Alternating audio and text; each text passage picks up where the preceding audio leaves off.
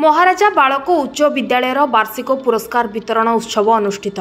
गजपति जिला पारलाखेमुंडी स्थित महाराजा बाळक उच्च विद्यालय वार्षिक पुरस्कार वितरण उत्सव अनुष्ठित हो जाइछि।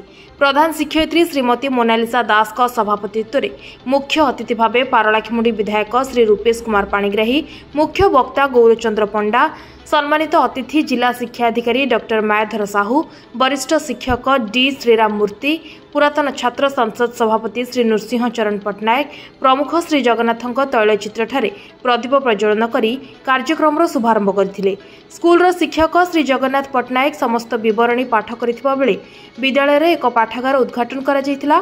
एही अवसर रे क्रीडा क्षेत्र में वरिष्ठ वर्ग में 60 गोटी पुरस्कार, कनिष्ठ वर्ग में 57 पुरस्कार, प्रथम द्वितीय और तृतीय स्थान निमंते सेहीपरि शैक्षिक क्षेत्र में वरिष्ठ और कनिष्ठ वर्ग में 73 गोटी पुरस्कार प्रदान करा जायतिबा बेले वरिष्ठ चैंपियन मामिडी भेंकट, कनिष्ठ चैंपियन जितेश्वर रईत को अतिथि मानक द्वारा पुरस्कृत करा जायतिला।